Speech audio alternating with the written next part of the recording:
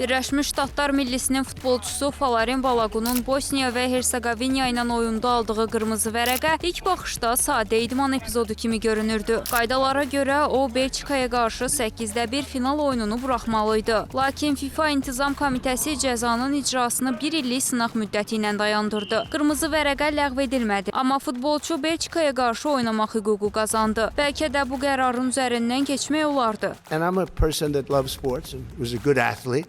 Əgər məsələdə Trump fenomeninin adı çəkilməsəydi, belə ki, qərarın ən mübahisəli tərəfi onun Donald Trump'ın FIFA prezidenti Gianni Infantino ilə danışmasından sonra verilməsi oldu. Ağ Ev sahibinin özü açıqladı ki, Infantino'dan epizoda yenidən baxılmasını istəyib. O, bunun təzyiq olmadığını desə də, qərarın ardıcıllığı siyasi sualları qaçılmaz edib.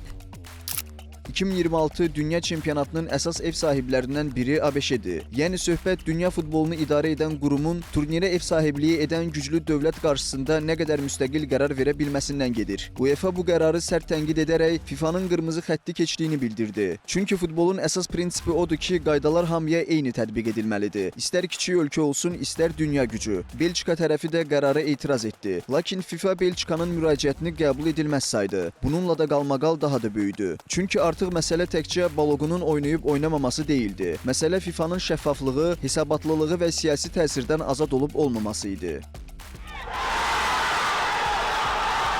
Meydansa siyasi qalmaqala öz cavabını verib. Belçika Birləşmiş Ştatları 4-də 1 hesabı ilə məğlub edərək turnirdən kənarlaşdırıb. Oyundan sonra Belçika millisinin paylaşımı da gündəm olub. Bu qərarı da ləğv edin. Bu cümlə həm istehza, həm də siyasi mesaj sayıla bilər. Amma bu açıqlamalar Trumpa təsir etmədi deyə bilərik. Çünki bu il oyunlar başlayandan viza qadağalarının dünya çempionatına təsiri də xeyli müzakirə olunur. Məsələn, İran millisinin bir sıra rəsmiləri və logistika heyətinin üzvlərinə viza verilməyib. Yaxın Şərqdəki gərginliklə daha dəqiq desək, müharibə və sülh prosesi ilə üst-üstə düşən bu hadisəni də təsadüfi adlandırmaq mümkün deyil. Bundan başqa turnirdən əvvəl Birləşmiş Ştatlarda qanunsuz miqrantlara qarşı geniş əməliyyatlar keçirilib. Beynəlxalq təşkilatlar bəyan ediblər ki, Trump administrasiyasının immiqrasiya siyasəti, etiraz aksiyalarına münasibəti və sərhəd nəzarəti dünya çempionatını qorxu atmosferində keçirilən turnirə çevirə bilər. Görünən odur ki, gözlənilən də olub. Bu hadisələr isə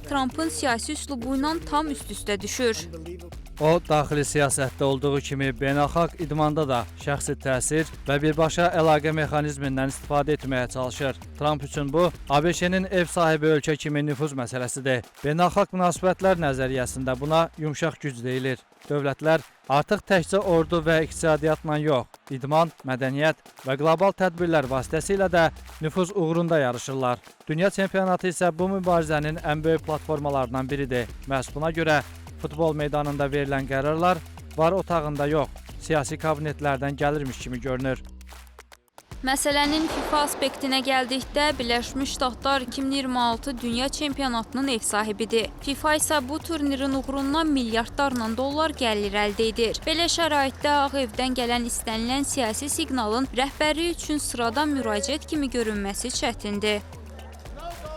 Turnirin ən böyük televiziya bazarı, sponsor gəlirləri və kommersiya layihələri ABŞ ilə bağlıdır. FIFA milyardlarla dollar gəlir əldə etdiyi bazarla qarşıdurmaya getmək istəməyə bilər. FIFA uzun illərdir korrupsiya, lobbiçilik və siyasi yaxınlıq ittihamları ilə üz-üzə qalıb. Bu hadisə həmin köhnə sualları yenidən aktuallaşdırdı. FIFA prezidenti Infantino son illərdə Trump administrasiyası ilə dəfələrlə eyni tədbirlərdə iştirak edib. Onların münasibətlərinin yaxın olduğu beynəlxalq mediada tez-tez qeyd olunur. Bu, qərarın mütləq siyasi sifariş olduğu anlamına gəlmir, amma belə təəssürat yaradır. This is great. Əslində Donald Trump'ın FIFA rəhbərliyi ilə təması dünya futbolunda siyasətin ilk müdaxiləsi deyil. Əksinə, futbol tarixində ən böyük turnirlərin bir çoxu siyasi hakimiyyətlərin təsirindən kənarda qalmayıb. 1934-cü ildə İtaliyada keçirilən dünya çempionatı faşist lider Benito Mussolini'nin siyasi təbliğat layihəsinə çevrilmişdi. Mussolini oyunları tribunadan izləməklə kifayətlənmir, xəbərdarlıq etmədən hakim otaqlarına daxil olurdu. İtaliya dünya çempionu olsa da hakim qərarlarının siyasi təzyiq altında verildiyi iddiaları bugün də tarixçilər tərəfindən müzakirə olunur. 1938-ci il dünya çempionatı isə artıq iki totalitar rejimin kölgəsində keçirdi. Nasist Almaniyası Avstriyanı ilhaq etdikdən sonra Avstriyalı futbolçuları Almaniya millisində oynamağa məcbur etdi. Digər tərəfdən Mussolini'nin İtaliya millisinə finaldan əvvəl göndərdiyi "Ya qalib gəlin, ya da ölün" mesajı futbol tarixinin ən məşhur siyasi təzyiqlərindən biri hesab olunur.